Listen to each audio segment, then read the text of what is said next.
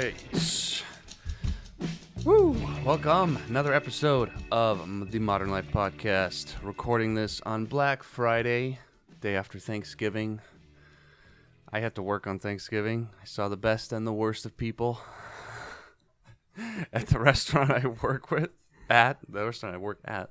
I'm joined today by my lovely sister Tabby. How are you? Everything's always lovely. Lovely.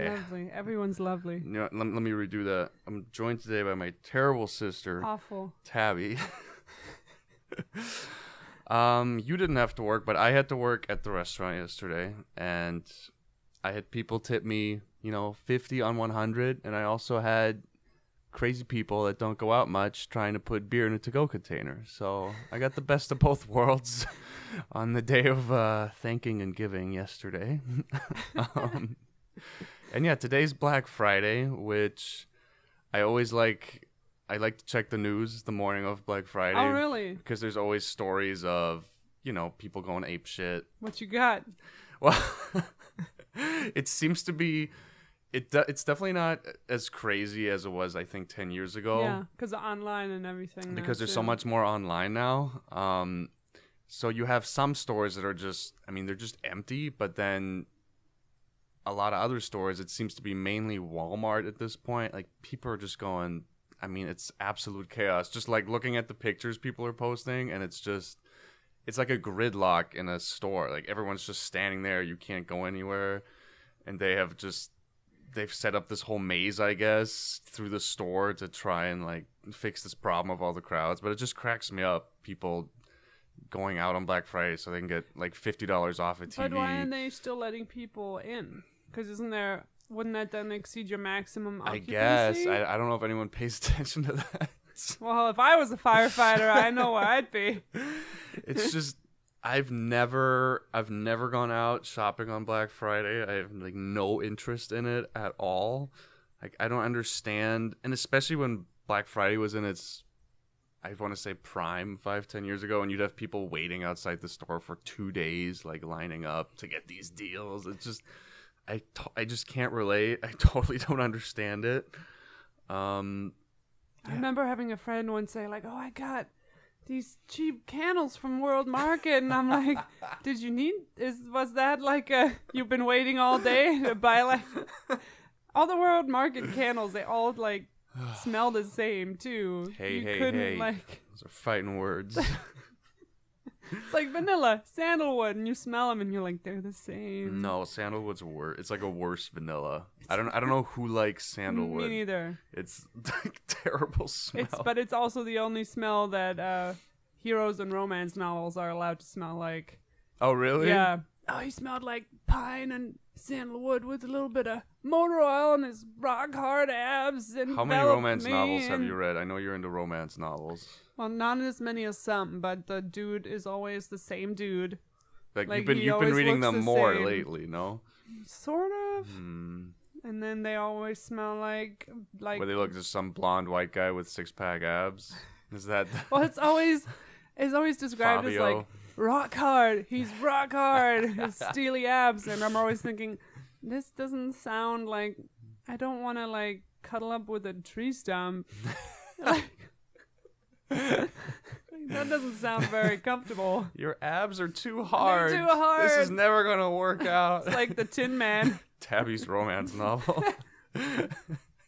Like the anti-romance novel. But, I think today, it's been a while. It's been a couple weeks since we've done a podcast. We've been pre-recording some podcasts for the holiday season in December, and we've also just had, with holidays and Stacy and Tabby have school and work. It's just been hard the last couple weeks to find some time. So today we're just going to talk about a bunch of random stuff. It's going to be our Modern Thought podcast. Right? Our infamous Modern Thought segment. It's basically a whole podcast. You can't top that name. Can't top it. It's never been done before. What's first on your list? I have just so many random things that I wrote down.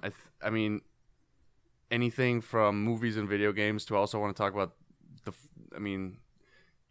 unless you've been living under a rock, we've had crazy fires here the last few weeks in California. I want to touch on that too. I guess we can just start with that because I think it's interesting whenever I read articles about these fires, it's all about, oh, climate change is making, it's hotter, it's drier, the winds are crazier, so it's all these fires are only going to get worse. And I think, yeah, climate change is obviously a part of this, but no one talks about, and this is one of the first things you brought up when these fires started happening, I think almost 3 weeks ago now, the big, we're pretty close to the fire in Thousand Oaks and Malibu here.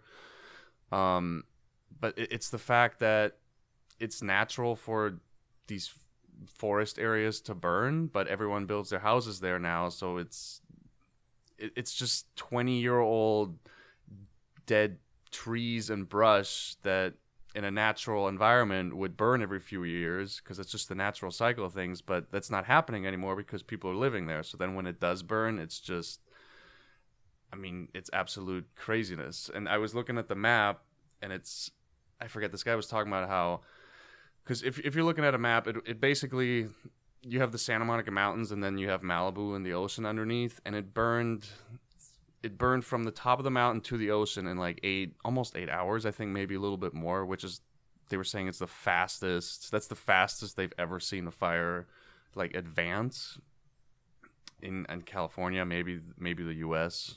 But yeah, just no one.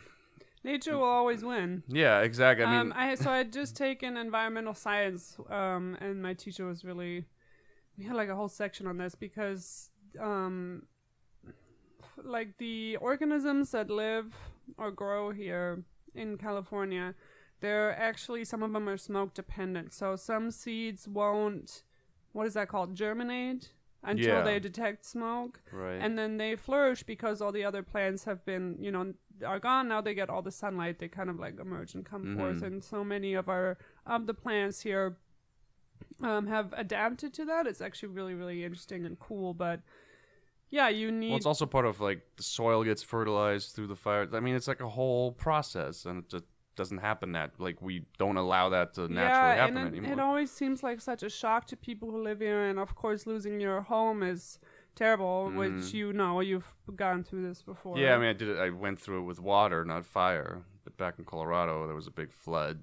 But yeah, no, it totally sucks. I just don't know why we're like surprised by this every time, because it's almost that's what's supposed to be happening. You know? It's inevitable if you're living in a dry area with a bunch of trees, like it's just gonna burn eventually. But it seems like people are divided.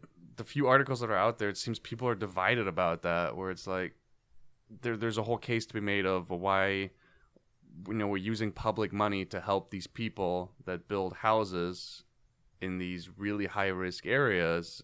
And it's like, if you have, especially a lot of these high risk areas, naturally a lot of people with a lot of money live there, like Malibu. And so there's a case to be made of like, well, if you want to live there, maybe there needs to be some sort of rule that, hey, you're welcome to build here, but like you're on your own. Like why is everyone else like funding your habit, especially when 80-90% of the people that live in those areas, like they don't need the financial help, like they're fine. And then also in Malibu, I think Malibu's an emergent shoreline, meaning that there's sea terraces, which used to be the water level. So that's why you have those cliffs in the mountain. Interesting. I need to Google this again. Sorry, I'm taking oceanology right now, and we've just went over this, so I hope it's correct. But because now all the roots that are still on the ground are either burned or dead because they're not gripping onto anything, you will now get all that earth sliding away. So Malibu is, it's not over yet. We're still going to deal with. Because now you got the rainy season, and if you remember, there was a huge fire in Santa Barbara this time. It was December, January, February of this year and last year. And they had the giant fire, and then the rains happened right afterwards, and then they had mudslides 2 weeks later. So it's just like 2 months long of complete disaster. And so that might happen in Malibu. We'll see. And just to tie this into one of the things that's on my list, my brother listened to half of Mark Twain's Feast. Yeah, I wanted to talk about that too. Nick Offerman special on Audible. And they, just to kind of explain it a little bit, Mark Twain was a huge foodie, which I personally did not know. and they recreate or try to recreate all these different dishes that Mark Twain loved from his time. And a lot of them they can't find because they no longer exist, or we just don't have a variety of foods anymore because, you know, you only grow like chicken, pork, and beef, and, you know, people aren't eating raccoon and terrapin turtles and all that stuff. So well, in some areas they are, but it's not as mainstream anymore. Right, Yeah. and one of the birds or fowl that they were looking for that they could not find was the prairie hen, I believe. Yep. And prairie hens live kind of in a underbrush around the Chicago area and other areas. I thought it was Kansas. It was a few different areas. Okay. And then because there's now so much construction, people living there, and also farming, the natural burning of that underbrush no longer occurs because people don't want to endanger their properties. And now those prairie hens can no longer survive because it's too thick, you know, or they've just been pushed out by agriculture. Right. So yeah, it's just, you know, fires and everything is a normal part of some organisms being able to survive. Yeah, that audiobook. Have you finished that audiobook yet? I did, yeah. Yeah, I want to listen to the rest of it because it was, first of all, Nick Offerman's hilarious, and it was just, yeah, it was fascinating because I've never, like, I don't know much about Mark Twain, so it was fun to, because it's not only do you learn about all these foods that we don't eat anymore, but you're also obviously learning about Mark Twain. The only weird part, and we kind of already talked about this, but it does talk about, you know, was Mark Twain racist? And it really breaks it down. And it's not just like a black and white, you know, answer. I think there's a lot of gray area. But what cracked me up is I think the audiobook spent like a whole hour on Mark Twain, is he racist towards black people? And then spent about maybe 10 minutes diving into, was he racist against Native Americans? Which is, it like so brushed over. And it's like, well, we have to acknowledge that he didn't like Native Americans, but let's move on. Yeah. We love Mark Twain. I thought that was so strange. Especially because that whole chapter, the language they used was specifically, or they were only talking about Mark Twain in relationship to black people, but then they still used these broad terms like racism and stuff. And the whole time we're listening to it, I'm in the back of the car and I'm like, well, what about Injun Joe and, you know, Tom Sawyer? Because that's the villain character in Tom Sawyer. He's Indian Joe. He's Native American, and he's pretty awful. And then they, in the next chapter, just really quickly go, oh yeah, Mark Twain just hated anything related to being savage or Native Americans, and we can't gloss over that. We have to acknowledge that. But then it just, yeah, like after just spending a whole hour like on Mark Twain and black people, and it's then spent like 5-10 minutes on Native Americans. I was expecting like a whole nother hour on the Native American part. Well, it's interesting because I think we do this a lot, how we segment certain things and don't draw the dots between them. It's like certain, like, we just talk about certain racism more than other. Yeah. Right? I don't know. I mean, at least they acknowledge it, right? And then another thing, I talked about Thanksgiving a lot, and it has been Thanksgiving yesterday. And they talked about the history of it. So Lincoln made it a holiday. So it's a very recent holiday because this wasn't until the 1860s, right? Until after the Civil War. Right. And it was this Puritan lady who had been writing letters trying to make this a holiday forever. And then he used that to have another national holiday that would raise like American team spirit and people working together in the North and South, like unifying them. And the traditions of Thanksgiving come from religious like Puritan practices of like giving thanks, and then also harvest festivals in Europe. So when Thanksgiving was first celebrated in the States, it was like every state had its own day, or it would be more closer to October, or like you know, per harvestings and stuff like that. Interesting. So the story of it's about giving thanks to like Native American, the relationship with the Native Americans. So yeah, where did that come from? I think is a little bit of an urban myth. Oh, really? Because it's not. Even when you look up Thanksgiving on Wikipedia, it never mentions that. It just kind of brings up the... Wikipedia knows all. Well, and that's what they said on the audiobook, too. And I find this very interesting because they interviewed a tribal member from a tribe that celebrates Cranberry Day.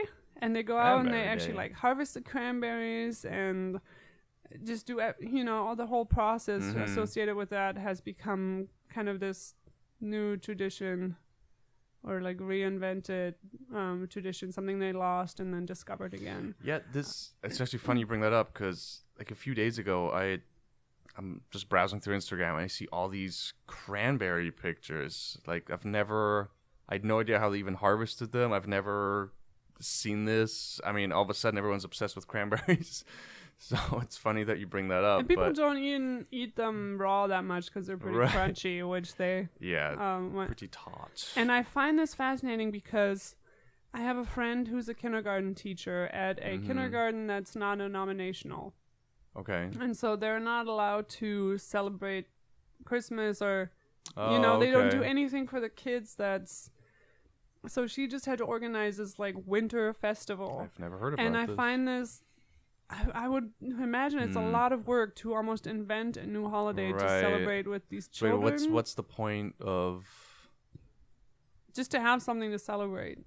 No, but wait, why aren't they celebrating anything else? What's the point of doing that? Because it's religious and they're not allowed to celebrate anything with the kids that has like a religious thing. Which at first, St. Martin's Day is like a huge childhood memory if you grew up in Germany and you're walking around with your lanterns, and then there's usually like an impersonator on a horse like giving half of his cape to like a beggar, and they still celebrated it, but they called it Lamb Festival. And I personally have a problem with taking something and then stripping it of all its origin, and I would rather have it be like, oh, this has this history, but we can all celebrate it together, no matter like who you are. Yeah, totally. It is weird just to like erase. So they got rid of that this year, and they're just doing the winter festival. But it's just a curious practice, and I think we do it all the time, just inventing new holidays like Thanksgiving, and it becomes a tradition. So it's Cranberry Day. Every day's a freaking holiday now. It's like, it's National Pancake Day. It's like, okay. Calm down. It's like every day's a national day now. What else has been on my mind? I watched that, what's his name? Peter Jackson movie. It's called They Shall Not Grow Old, and it's kind of flying under the radar. I think it's coming out in select theaters next month in the US in December. They just released it over in England. But it's Peter Jackson took all this World War I footage and he colorized it, and they had professional lip readers look at the footage and then dub like voices over it. So he brings this archaic like 9mm black and white footage that didn't have any sound, and he puts it in a widescreen format. It's beautifully colorized, and it's got sound effects and voices, and like it really just brings World War I to life like you've never seen it before. And the movie starts out, it's about 30 minutes of, it's a really small, I think it's about like a 9mm ratio frame of just black and white footage, like all pre-war stuff. And then once the footage starts being of the actual war, it like goes into color and it fills the whole screen, and it was like, whoa, it just kind of took it's hard to explain, but it like really like had an impact. And like I love watching that stuff. Like that's just gonna be like, I'm gonna remember that for a long time. It just had this amazing impact, and just seeing history like I've never seen it before. I mean, and I think there is, like, we forget because every movie you watch now is in color and sound and special effects, but to have that contrast of this old black and white and all of a sudden it's all in color. Because I think we think of World War I as kind of a black and white war because you've never seen it in color footage. It just... So you think that added something to it? It absolutely added. And it makes me think of... Because, you have some people like, oh, like, do we... I mean, when movies first started being color and sound and people were like, oh, do we need these talking pictures? And it's like, yeah, I think it really does. We take it for granted now, but it absolutely adds... I guess to the art of filmmaking, if that's how you want to describe it. But yeah, to have the contrast in the same movie and see it both ways, it's like, yeah, I mean, it's undoubtedly a better format to have it in widescreen and color and like special effects. I mean, it was like breathtaking, and it's, you know, I learned some things about World War One that I didn't know before, and the whole movie is narrated by these interviews of World War One veterans from years ago, and it was really, really interesting to hear their perspective on the war, because it's a perspective I would have never thought of.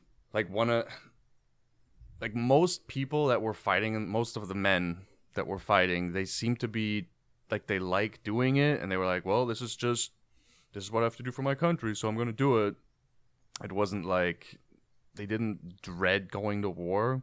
And then like one guy even described it as, well, you know, when you weren't in a gunfight, it was just like camping with the boys outside. Like, had these really fond memories of World War One, which everything you ever read about World War One is just how horrific it was, and the footage shows how horrific it was. But a lot of the interviews, I think people adapt and they make it work. Yeah, maybe, absolutely. Right? And then, which I didn't know, is it's all about British soldiers. I mean, that's what it focuses on in this movie. And then hearing about their experience coming back from the war, it's so, like, they were almost rejected because it's not, like, think of like the Iraq War, right? That happened in the early 2000s. Like, everything is documented. You see like the bombings on live TV, right? Well, think about World War One. Like, they didn't. Maybe you read some stuff in the newspaper, but you didn't have. I don't think people had an idea of how horrific the war was, right? There's just not that information floating out there, and you don't visually see it, which I think has makes a big difference. But these soldiers were just treated like garbage when they came back, and they had trouble finding jobs, and just kind of treated like these animals that had gone to war. And especially if they were disabled too, because there's a huge stigma around being disabled in general. Which, it's such a contrast to now, where it's like, support our veterans, and it's like everyone's so obsessed with supporting the troops, and it was just the complete opposite back after World War One in England. You know, just you kind of had these posh English people who had like just had no idea like what had just happened. Like overseas, just thought it was just like a little, gunfight. I think it's also, because mental health is such a recent phenomenon. Oh yeah. You know, you always have to show this very like masculine show of strength, and I think that's what people's idea was of these soldiers. And if you think back to Kaiser Wilhelm, who was the German leader during that time, he was disabled. He had one arm shorter than the other. Sorry, my dad is like, they're like married, Kaiser Wilhelm, and so I know everything. I know a few things about it. But that was a secret. That wasn't like FDR, you know, that wasn't something you could have anybody know. And in all the pictures, you see his arm is either covered or like attached to his sword, or he had to learn how to ride with one hand. You know, that wasn't something you could be proud of. It wasn't something you could be like, oh, I'm disabled, but I'm still doing all this. You know, you were almost like damaged. Yeah, but I mean, has that really changed that much since then? I mean, it has. No, I mean, it's changed. Obviously it's changed, but like, how many politicians do you see running for president that are disabled? Yeah. You know what I mean? I was like, thinking about there that would too. still be a stigma against that. Absolutely. If you had someone like, because you just have the other side going, well, I don't know, is he gonna be able to properly do the job? Like, one arm is shorter than the other. How's he gonna sign all the new laws? Like, you know, there would be discrimination for sure. And I'm not that well versed in world politics, and maybe there are openly disabled people who are in leadership positions. But that would mean a lot. I think. But someone, I mean, cool. Like, if someone ran for president tomorrow that was disabled, there would for sure be discrimination. Oh yeah. Like, it wouldn't just be widely accepted. So I saw a movie recently, which was Bohemian Rhapsody. You see, 2 days ago? I don't know, recently. Okay. And I'm not going to give anything away. This is not like spoilers, no spoilers or anything.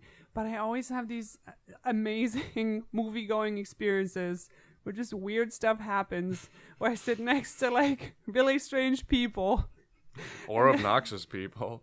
And there was this lady like sitting diagonally in front of me. And after I left the theater, was like, Mom, did you listen to that lady? We like had a laugh about it afterwards because she was just so ridiculous. So throughout this is not a spoiler, throughout the movie, Freddie Mercury, you go on this journey of him discovering his sexuality and learning that he's bisexual. And I think this woman was also taking that journey with him, discovering what bisexuality was. How old is she, like in her 80s or what? No, she was like middle-aged. And I heard her going like, oh, he swung both ways. Like, oh my Lord, like that's so terrible. And every time he was like kissing a man, she was like, oh my God, oh my Lord, God. Lord. No. And this is, I feel like, a very well-known fact about Freddie Mercury. Like, you don't need to see this movie. But I don't think this woman had ever heard of Freddie Mercury or maybe heard... not just a big Queen fan. No, in I don't think general. she'd ever heard, like, a Queen song. Oh, really? Because it shows them, like, playing the guitar and figuring out the songs, right? They're, like, in the studio and they're inventing, like, Another One Bites the Dust or whatever. And she's like, oh, that sounds like a good song. She just traveled here from the 1500s. Seriously. And then you see him kind of like luridly looking at like a man, and then later on they like make out or whatever, and she goes, I knew that was gonna happen. She'd be like, oh, good job with following along with the like cues of the movie. Yeah, I want to see that movie. It looks like you said cinematically. It just kind of like you felt like you were there. I was right? there. I've never been awesome. so like immersed. And you weren't even seeing it in like IMAX or anything. It was just some regular old movie theater in Encinitas, California. There is one little thing that I want to point out, and this was in the trailer, so it's not going to be a spoiler. When they're presenting the Bohemian Rhapsody song to their producer, It's or like the too long, idea, right? Yeah, that was a big thing. He's like, oh, I want it to be more operatic, and the song he plays to like present his idea of what he wants a song to be is the L'amour est un fond de bohème, il n'a jamais connu de loin. Yeah. So, and the lyrics of that song are in French. Love is like a Bohemian child. It doesn't know any rules. And I thought that was I think that's picked on purpose because it's Bohemian Rhapsody. Right. And I just wanted to point that out. Who knows if that actually happened? It's just a randomly picked song. Yeah, I mean, the big knock against the movie so far has been that it just makes up a lot of stuff. Oh yeah, It's no, not I very don't think that factual. actually happened. And this is a problem with biopics. I mean, none of us watched the Gary Oldman. What was it? Churchill. Dark Hour or Darkest Hour, the Churchill movie. Yeah, who knows? I think it's less egregious when you're talking about like a rock star or an artist, but if you're presenting political leaders as like, oh, Churchill didn't hate all Indian people, and you know, like, I don't know. He loved his wife. It's a little problematic to craft this, new image for somebody who is in I think such it's a just as position of problematic. power. Why is it less problematic?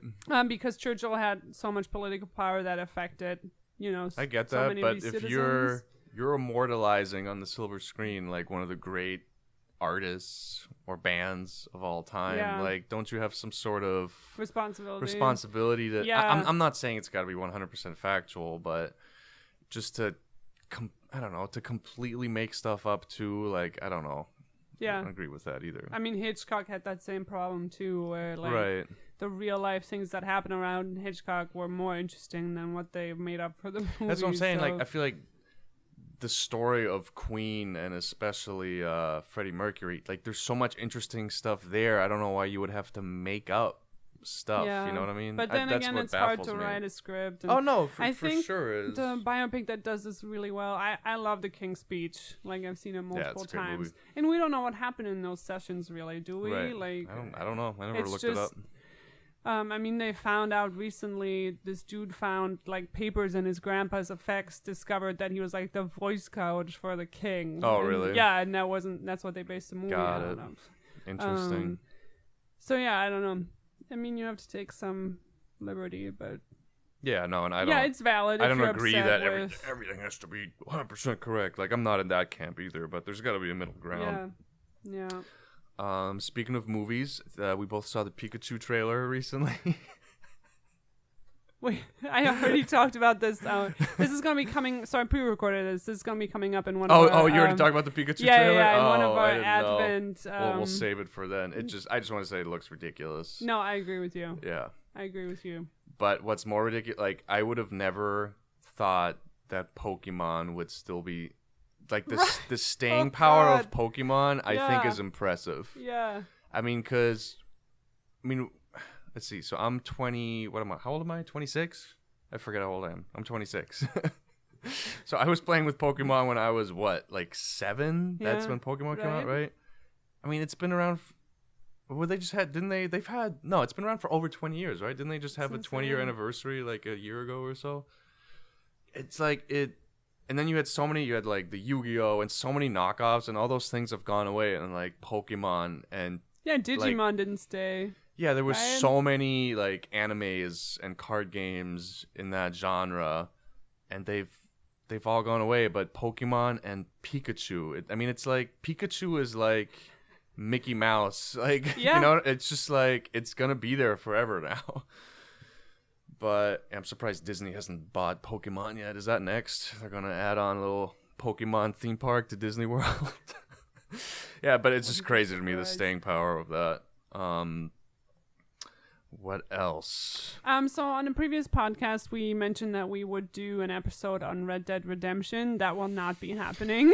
Yeah, I wrote down Red Dead Redemption We too. are not doing like an episode on an HD, 100-hour Tamagotchi experience of brushing your horse. I was really struck because I loved the first Red Dead Redemption, and I actually played the game that the Rockstar's Red Dead Redemption. What was it called? Red Dead Revolver. Red Dead Revolver. I played that too when it first came out. I loved that game, and I was like, I really like. I'm invested in this whole Red Dead Redemption thing, but I'm like, I heard mixed reviews, and I was like, I'm not gonna just spend $60 on this. Like, let me see what people say, and I think I will buy the game eventually when it's like $20 or something like that. But there's so many just things that I know would drive me crazy. Yeah, like because you don't like that tedious stuff. I hate this tedious. Changing like your outfits. If you look up this game, like you have to change your outfits according to the weather. You have to like take care of your horse. It's like too. I love somewhat real open world games, but this is just taking it too far. Like if you remember playing with the little Tamagotchis, like I don't know if anyone out there remembers those little keychain things, and you have to take care of it, and then it would hatch out of the egg. I mean, that's what this reminds. Like, I'm not gonna sit there. I have enough stuff to do. Brush your horse. Like I wanna just get through the. I wanna be in the game and experience it and be in that world. But I'm not gonna spend 20 hours of my life collectively, like brushing a horse. And I mean, it's so silly. Like I have no interest in that. I found out about this game through a coworker. Shout out to Manassa. And every time I would see him at work, it was like a step-by-step review of this game. And he's telling me all about his horse. Because like I had no idea that you had to take care of your horse. And he's like, I braided its mane, and I bought it the new stirrups, and I got it up to level 4, and I'm brushing it. I got the fancy saddle, and this is hilarious to me. I'm just dying. Next time I see him at work, he goes, my horse died, and I didn't know your horse could die, right? He's like, I got a new one, but that's not my horse. You gotta start all over again. I'm not attached to that horse. What I think is weird is people seem to be really into the idea of taking care of the horse and how realistic this game is, and it's kind of a contrast. There was a Grand Theft Auto game, which was also by Rockstar Studios. I forget which Grand Theft Auto game it was. I think it was like the fourth. No, it was like the fourth one or something. They had this mechanism where you had to take care of your character by going to the gym and working out, else you couldn't run as far, run as fast, and you start going overweight. And people hated that. And really, because Fable did that. And then I don't think it was ever in a Grand Theft Auto game after that. But now this is like the version of that for Red Dead Redemption. It's back. But people are like into it, man. And it's like, and I don't know if it's maybe because you're taking care of something else instead of just like, oh, I have to go to the gym, which is kind of boring. But it's like, no, I have this animal and I gotta take care. It's like Maybe like they have a little responsibility in their life. They're really enjoying taking care of their horse. I don't know, but I have just no interest in doing that.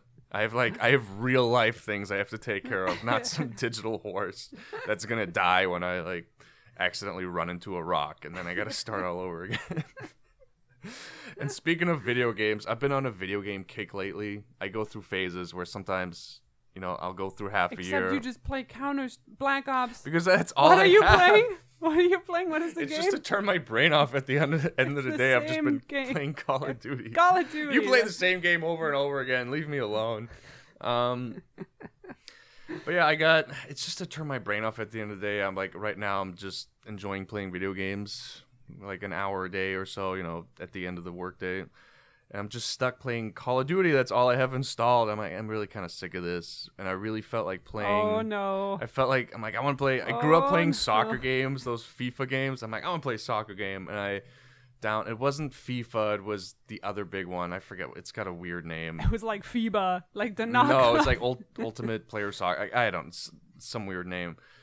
I started playing it, and it's just, I'm going to sound like an old person, but it was like you had to read the manual of controls because there was just so many button combinations of like, you want to do this trick? Oh, you want to sprint? You want to switch players? Like you have to press this button to do this kind of pass, but then you have to press this button with the other button to do a different kind of, like there was so many different controls. And I'm like, I just want to play like simple soccer and turn my brain off. Like, and it's one of those things where I had to do the game as a whole training course to teach you all these controls. I'm like, I can't. And I did the whole thing, which took like an hour, and I'm like, I can't remember the controls from the beginning of it. I'm like, I just want I just long for the days sometimes of like sometimes I just want a simple game and I don't want to learn 500 different button variations to play soccer. It's like, you remember playing like Tekken 3? Yeah, I just right? thought of and that, and you had to remember the so, combo. Like, so many different combos, right? Like, that's what soccer games are now, where it's just so many different combinations to do stuff. Like, I don't know. I had the Xiao Yu one down to like the middle, and then I lost it. Just button mash. And you can't button mash on soccer. You can button mash in a fight game. You know what I mean? So the game that I've been playing lately and really enjoying is Odin Sphere Live Drasier. Odin's Sphere, which was its remastered version, right? This game I would play in high school nonstop. I was obsessed with this game. It's so beautiful. It's like an RPG, and you play 5 different characters. The story is intermeshed, so you don't learn about what the whole story is about until you get to the last character. And it's so intricate in the way it's constructed. Wait, what do you mean you don't know what's going on until the last character? You don't really know what's going on in each individual person's storyline. You don't know what's going on in the overall world until it's revealed in how many characters are there? There's 5 characters. Okay. And they redid, it took me a little bit to get used to it because they redid the whole, there's an alchemy system, there's a food system, which I loved as a kid. They make all these intricate foods. That's how you get your experience, and you have to collect the ingredients, and the graphics are gorgeous, and they present you with the, Do you have to pet your horse? You don't have to. No. But that was also a little bit more tedious in the previous game, and they redid it for this one. And also sometimes there would be so many creatures on the screen that the game would just lag or just freeze. And they fixed that in this one as well. The fighting is amazing. They added all these new moves and this new leveling up system, especially the Shadow Knight and Princess Velvet. I really, really enjoyed their move remakes. And I think even if you played the game before, it's definitely worth buying the remaster. And I'm not one of those people who's going out there buying a remaster, because that's just a way for these companies to make more money. Yeah, it's nice when there's a remaster that it's basically like a new game, right? Yeah, instead exactly. of like, we updated the graphics and now you can pay $60 again. It's like, oh, thanks. It's like when bands release like best of greatest hits remastered. It's like, you already released the greatest hits 10 years ago. Like, I think it's fine. We're good. And when the other thing that this game is just this studio in general, Vanillaware, I just love their art. I love their What else music. have they made anything else? Yeah, they made a Japanese style game, then they also made like a Okay. Hogwarts style thing. Like And- Harry Potter thing? Yeah, you're like at this magic school. Oh, okay. It's not Harry Potter, Got it. but it's like and as soon as the menu started up, they have this new version of the French song that plays, and there's a Japanese version of that song, and they meshed the two together to have the choir sing the Japanese version, and then the main person sings it. It's so gorgeous. Every time I start it up, I'm just blown away by this game, and it's really, really nice. And I know you make fun of me for playing it because people are screaming all the As time. remastered as it is, they did not remaster. It's like the same sound effects over. Yeah. This is what I hear when Tubby's playing the game in the house. It's just. It's like 3 different sound effects the character makes. It's like, come on. Can we add like maybe 2 more? Make it 5? And they did all the levels are redone too, especially Titania was really just really blew me away because that's kind of the capital city. Titanium's a level? Titania is the city, Titania. one of the levels. Okay. And you walk through these streets, and then they added like a sewage system, and then they added like the whole city with all these brick roofs, and it looks like an old, I don't know, German town from like the 1500s, and it's really, really nice. And So most of the game it's like a platformer almost, right? You're walking, it's 2D. Yeah, 2D. You're walking from left to right, basically, Yeah, right? or in a circle. Right. Yeah. Interesting. Was there ever like an Odin Sphere 2 or something, or is it just a standalone game? No, it's just a standalone game. Cool. And it's one of those things I always come back to, especially in art. I'm always find myself like drawing the characters, or there's just some things from your childhood that kind of stay with you, and this is one of them. So Nice. sweet. Cool. Anything else you've been doing lately? So it was recently Halloween, and I don't really I just hear about these people, but I'm not on Twitter, so there's these media personalities. They want their 2 minutes of attention or whatever, and they go, "Why can't I wear blackface for Halloween?"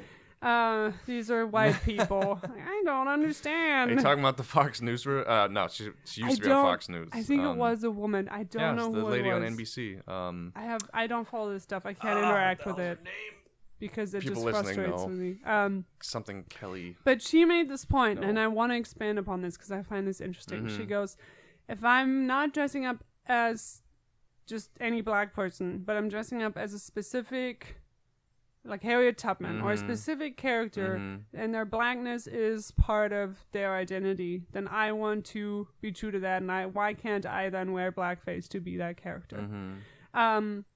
We'll come back to this. So in Germany, we have one of our only POC literary characters is Jim Button. This is a children's book by Michael Ende. He also wrote The Never-Ending Story.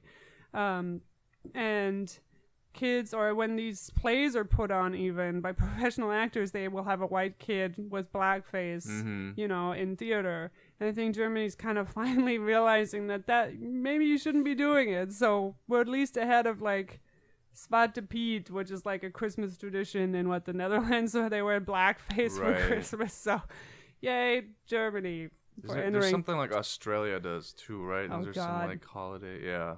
And then you will have children dress up. I mean, these are kids; they don't know any better. Their parents are putting on like the blackface on them. They're like Jim Button for a carnival or whatever. And the difference between like the frat boy or like sorority girl, like doing the blackface, or like, I have to be the sexy squaw, whatever it is that these kids are not doing it to make fun of this character. They're doing it because they want to be this character. They idolize this character. This is a role model. This is somebody they, look up to. And the intent of that, which is exactly what this Twitter person was saying, it does make a difference, but in the end, your personal intent is irrelevant, because it will never be able to match how that makes black people feel, how they perceive it, if they feel safe or not, the entire history of colonialism, racism that is so embedded into the culture. We used to have laws about it. It's legally embedded. You can't bring your, like, I want to wear blackface against all of that and then expect to have a point and win. Like, maybe in 10,000 years when we're living in a utopia and there's no racism, because this is an enduring problem. This is not an eradicated problem. Let's make up a mythical country where there's no racism in this country. Yeah, right? sure. There's no history of it, no nothing, you could right? Then it would be blue okay, or green right? or whatever, but that's because not of the world we're history living and in. the institutionalized. Yeah. Why can't I be a Chinese person? Interesting. You know? But then can we ever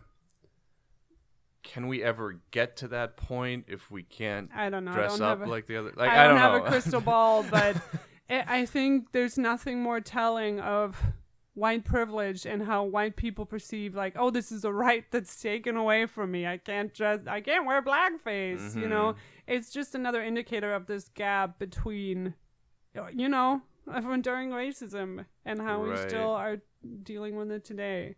Yeah.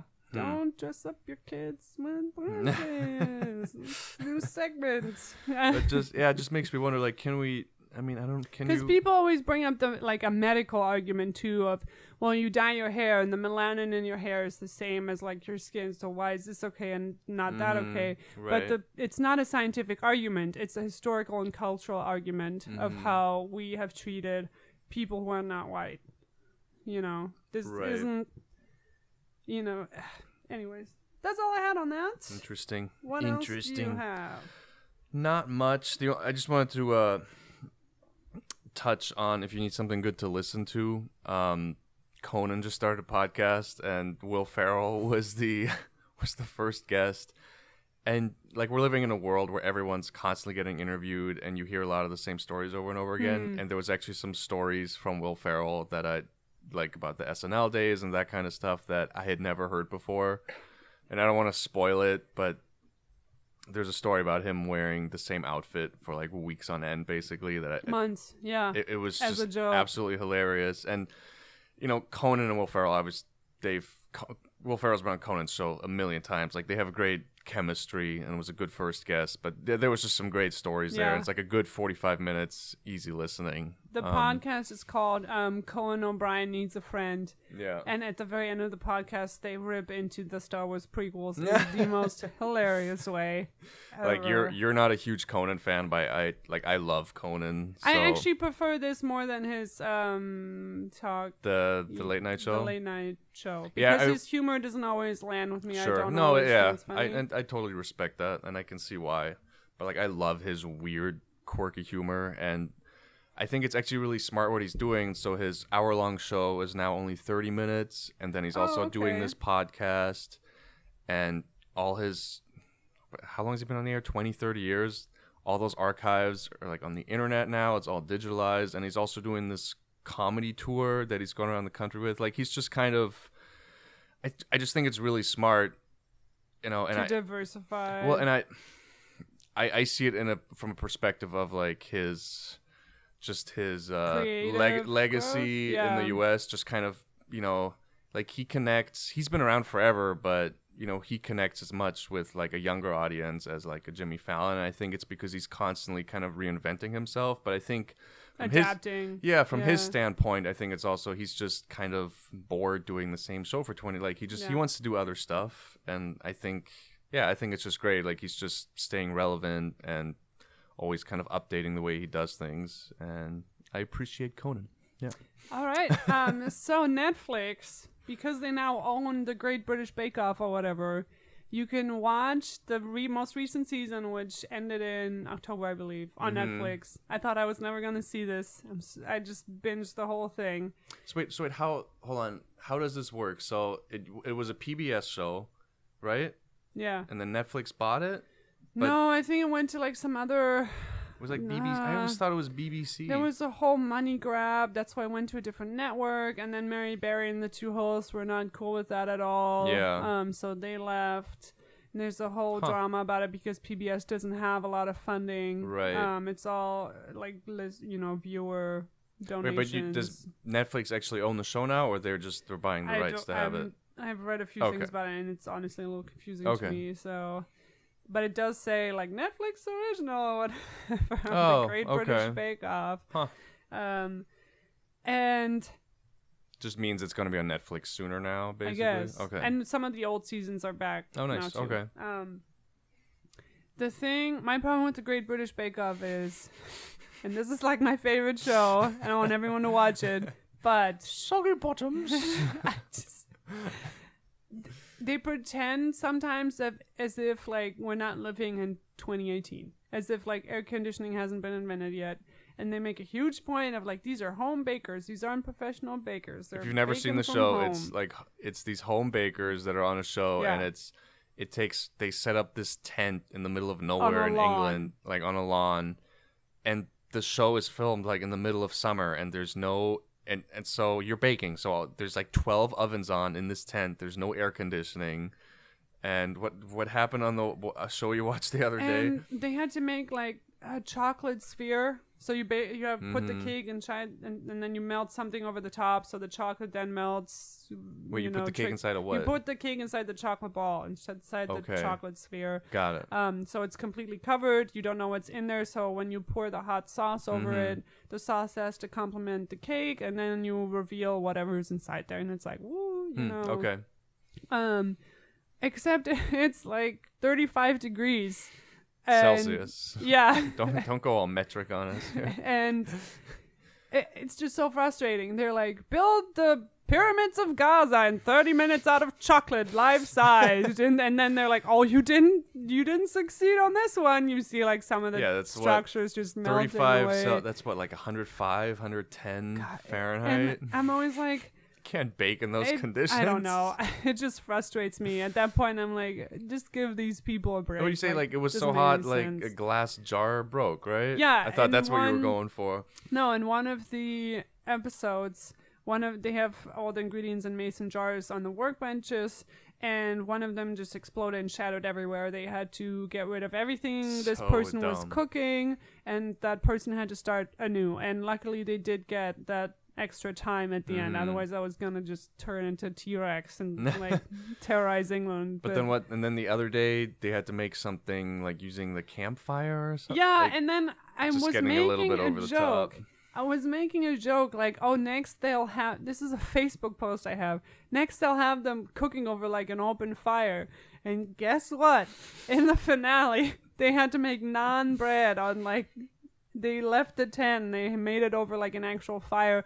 None of these people even know how to stoke a fire or make it go like low ember or high. They had to start the fire themselves? This fire was started, but you had to like control the fire. Okay. And at that point, I feel like it's a little too TV showy, a little too sensational, because these are home bakers from today, not the 1500s. And they didn't time travel here.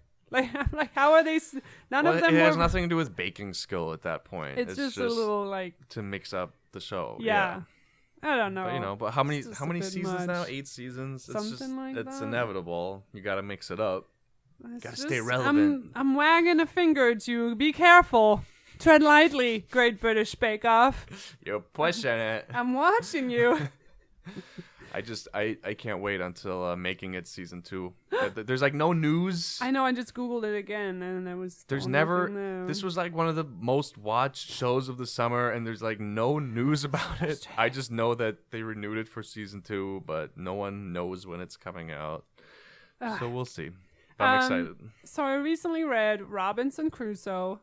It's one of those novels you have to read, right? I don't read a lot of books because I want to. I read them because I'm like a sim character, and my smart meter will go up reading the book or whatever. And I'm listening to the audiobook, and I'm like shocked by how terrible the writing is. It is so poor. It is so horrendous. At one point, everything from the previous chapter gets repeated, and I stopped my audiobook because I thought there was something, like I'd skipped back from, like there was something wrong with my audiobook. And there's so much repetition. Every second sentence starts with however, blah, blah, blah, blah, however, and then every sentence also has exceeding or excessive. This was exceeding labor. This was excessive, exceeding. And then he also does stuff like, this book is written by Daniel Defoe. He does things like, well, you can imagine how I felt about that, or this was an indescribable event. And I'm like, I'm you're an author. It's actually your job to describe it to me and make me feel what you felt. Like, actually. Wait, do you read the book and do the audiobook? No, I just listened to the audiobook. Isn't that cheating? Just I thought you were more hardcore than that. You do. I mean, you get the performance aspect, but I can't read while I'm driving to work, so I'm just trying to knock this stuff out. But you do lose reading comprehension when you do audiobooks. Right. That is true. Oh God, this book is so horrible. So I stopped it and Googled it, which I should have done like ahead of time. It is considered the first novel in the UK. Oh, really? This was in 1719. To kind of give you a little bit of background, in 1010, The Tale of Genji comes out, which is considered the first novel ever. Okay. And then 1605, Don Quixote comes out, which I've read, and knowing that that was the first novel in Europe, like the first Spanish novel, made a lot more sense, because that was also a book that is so all over the place and has no structure. It's just a genre being invented, right? That's exactly. Yeah. Like, that's why the writing is so terrible, and it made me appreciate how far we have come to present narratives, to, tell stories. Writing as a genre has evolved so, heavily. And then when you compare this story to other, what are they called, Robinsonates, like The Martian or Castaway, with Tom Hanks, those... I haven't seen The Martian, but with the Tom Hanks movie, you spend so much time going through what would that be like emotionally to only hear your own voice, to have nobody to speak to, and the Robinson Crusoe spends very little time on that. Like it's not, it doesn't really dive into psychology and the whole, the whole practice of psychiatry, how do brains work. It's also fairly recent, invention. So I just found that, and oh God, this book is so terrible. Like, proofreading hadn't been invented yet either, I don't think, or editing, because he always goes on about how he lost track of days. He doesn't know what day he's on. And then he goes, "Now I rescued my man Friday on a Friday, and that's why I named him Friday." And I'm like, really? Because you just spent like the previous 40 pages explaining to me how you don't know what day it is because you're living on an island. Like, and I don't think this is a book that can be consumed as anything enjoyable. It's just a study like most books you read, it seems like. This book especially. I gotta read these books because that's just what I have to do, and they're all terrible. No, terrible. And this one is mostly just a study of Christian supremacy, and also very good. You can really dive into how white people saw savages or anybody non-white, because it's really tough to read and listen to. I did discover that you can turn up the speed on Audible. Oh, you didn't know that? I did that for this man. one. I was just trying to get through audiobook hack, and you do like Oh, what do you do, like 1.5? No, that's a little too much. My brain explodes. I do like 1.3. Oh, damn. Oh god, that sounds terrible. But I did it. Crazy. I got through it. And you're just a better person than all of us now. It is interesting if you want to explore and understand what made white people capable of committing all these atrocities to people in the Americas, people all over the world. This book, does that very well. There's a book, there's a podcast I listen to, the Jocko podcast. He's like this infamous Navy SEAL who's all over YouTube and stuff now. He's like gotten super famous the last few years. I forget what the book is called. I remember him talking about this book that was just purely about this Polish police force during World War II and just documents like how those, and that's, I like stuff about war. I feel like I want to read more about that. Like that's why I watched this World War I documentary, because it kind of fascinates me a little bit. But there was this whole book, and I need to look up the title of it, that just documents this Polish police force and how they started as just like normal everyday people and morphed into these monsters that would do these just horrendous things to other human beings. And kind of like other police forces that will be unmentioned. But it's that just reminded me of what you were just talking about, that last book. Yeah, I mean, it's just happens over and over again in history. And well, it's just fire departments in the States when they came to be. They were just gangs. Fire department? Yeah, this was like in New York history. This is really that. prevalent. They would let structures burn down because they were like both arrived at the scene at the same time, and then would fight out who would get to put out the fire and stuff like that. It was like gangs. Oh, really? Yeah. But what do they get out of it? Do they get paid if they put I out don't the know. fire? They have like certain territories. I've never heard about There's this. like firefighter gang wars. Oh, no shit. It's fascinating. They had it on TV at work the other day. How strange. Yeah, but that kind of stuff reminds me of like, when you hear people like, oh, if I was alive during World War II, I wouldn't have done those terrible things. And it's like, if that's how you think. I don't know what psychology is. If that's how you think, like, you are in trouble because you're just a few bad days away of like turning into a monster at all times. Yeah. Yep. Yeah, people would ask that when we were going over The Handmaid's Tale. This was in high school in class. In The Handmaid's Tale, there's these people called aunts. So there are other women who were chosen to discipline and kind of form the handmaids. And the students were like, I don't see how people from the same group would commit atrocities and, within that group. Yeah. And I'm like, really? You don't? Very common. If you set up a power structure, you want to keep people from the same group. The Nazis did this too. Mm-hmm. So the capos, the people who were enforcing inside the concentration camps, were other Jews. So it would create a conflict. But you were now in a position of power. You had a greater chance of survival because you were a capo. So you would do all those terrible things they would tell you to do. And I saw this again when Django Unchained came out, and people were like, Samuel Jackson's character isn't real. That's not a thing. Like, it's just, let's all go back to school. Anyways. You got more stuff? Yeah. Oh, my Lord. One more thing. You're more busy than I am. I need this to be said. Please, say it. Myoglobins and hemoglobins are different things. You have to listen to this lecture one more time. Please expand. I'm like, hey, how do you want your burger cooked? And people go, I want it bloody.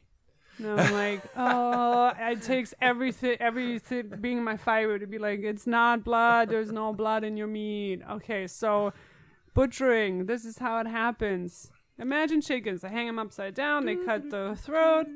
Learning music. Sorry, I'm doing learning background music. Go on. Go ahead. I love it. The blood flows out of the chickens. This is all the pigs. All the things are like upside down. You want to drain the animal of blood. You're not delivering your chunks of steak to a restaurant filled in blood.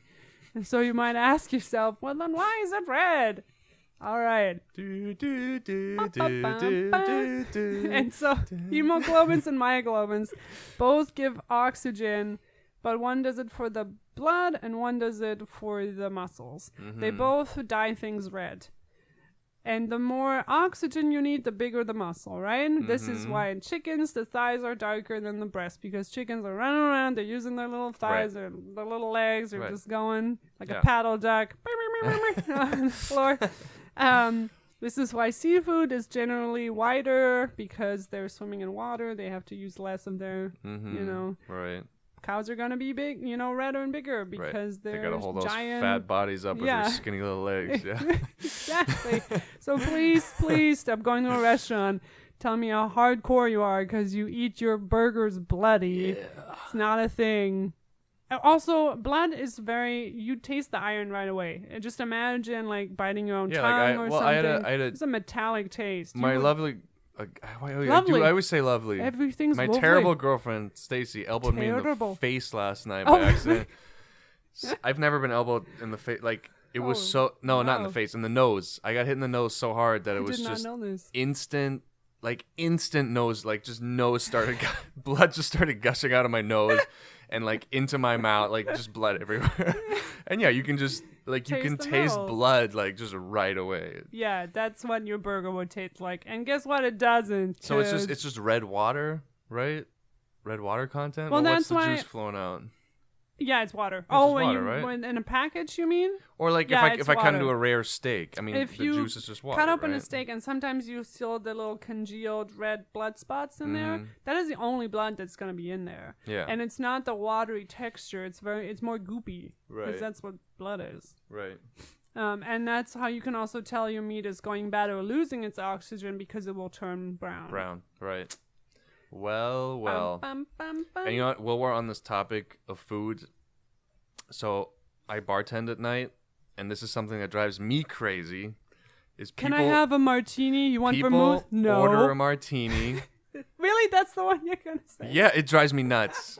It drives me as nuts as it does Please. with you and No, your bloody steaks. I always correct people on this too at work. Because I'm just like, okay, you want a martini, and I know like there's some subconscious war going on against vermouth in this country. In the States, yeah. I don't know what it is, but I go, okay, you want a martini, and I know 99% of people do not want vermouth, so I always make sure to ask. I go, do you like vermouth in your martini? And people look at me like they're disgusted. Yeah. Like, how dare Yeah. you? I will not drink vermouth. No, And I'm be like, well, a martini is vodka or gin with vermouth. That is a martini. So what these people want, the proper way to order what you want would just be, I want vodka chilled up. Yeah, it's not a martini. I want it up in a martini glass. That's how you would order it.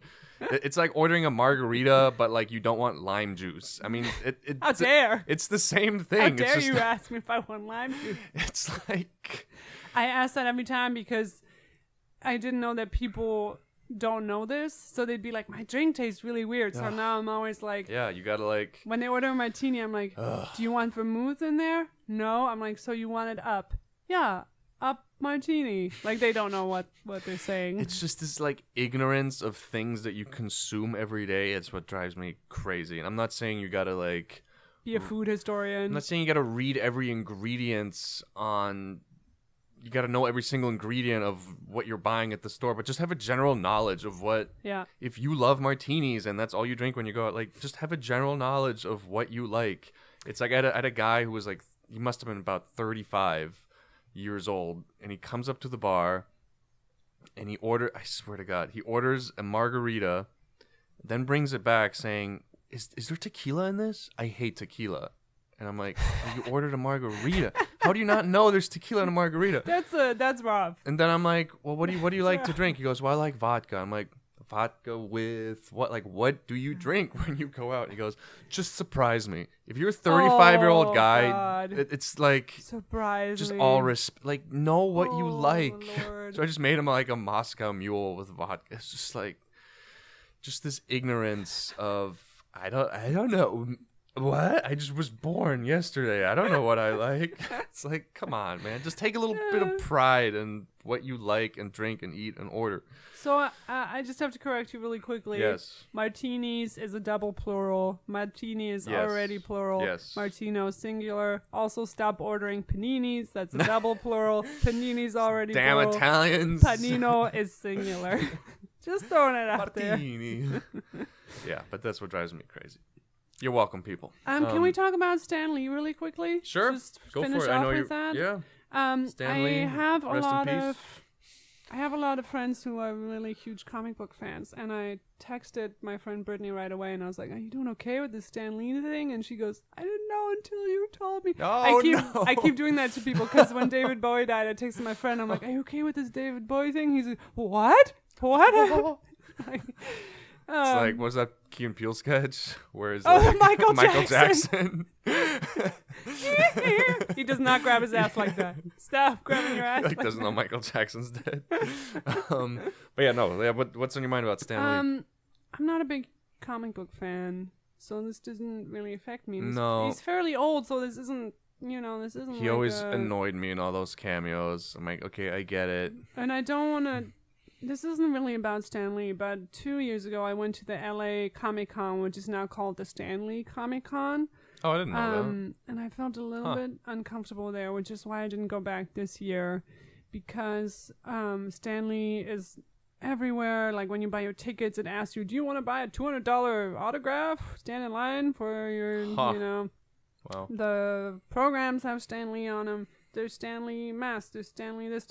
And the people were how they were consuming this and interacting with this person. Right. It's like weird. It was a very strange, fanatic, religious atmosphere that was It's like how people were with Steve Jobs and Apple.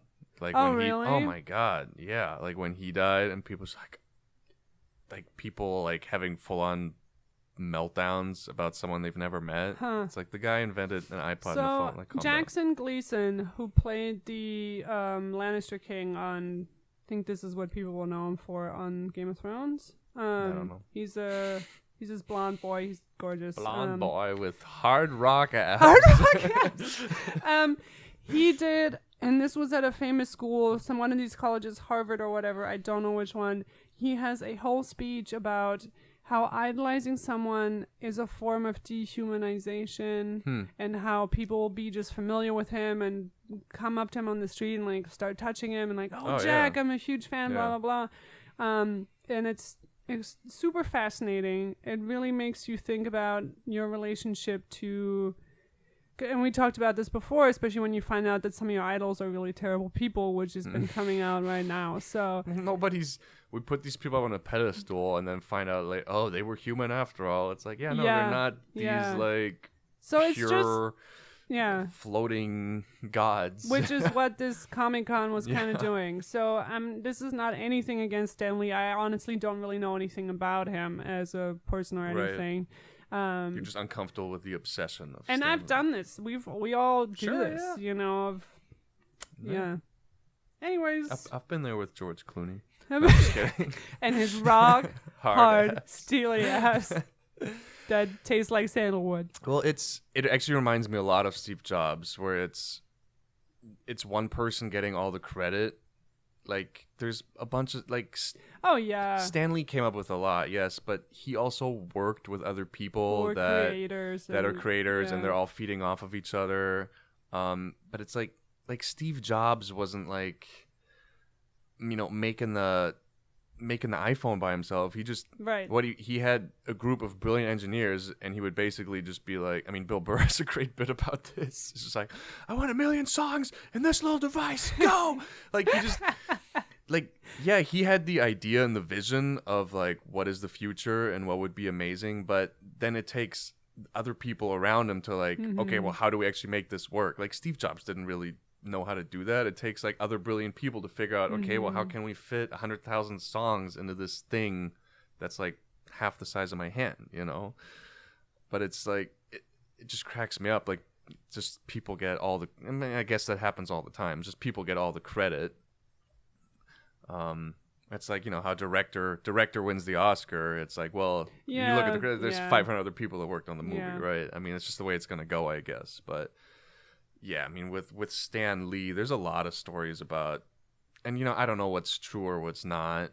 There's always going to be lies told, especially when someone's that successful. Yeah, myths and but I mean, no, he did not come up with 100% of the things. Like, you know, he had people working under him, but you know, that's the way it goes. And you know, if you work under somebody, there's like the boss is going to get the credit. That's just how it works. Yeah. But yeah, he's not this like sentinel being like that's this pure soul. It's weird when people obsess over someone like that. And I would never pay $200 for an autograph. Yeah, those autographs are expensive. Ridiculous. No, it's like $100 for the autograph, but then if you want to take a picture, it's like, I don't know. I didn't. Yeah, we're good. Cool. Well, we got a bunch of podcasts coming out in December. We've already pre-recorded them, and we're going to be doing, I don't know if we already talked about this in the last podcast, but stay tuned. For every Advent, we're talking about a Christmas movie. We also, Stacy, Tabby, and I all went to Vegas last week. We want to do a podcast about that. We saw some great shows there. And then we're also going to be doing a podcast about like online shopping and subscription services, because we've had some sketchy experiences in the last month. So we got some stuff coming out. Stay tuned. Any last thoughts, Tabby? No, if you want to correct us on anything or, you know, anything like that, send us an email.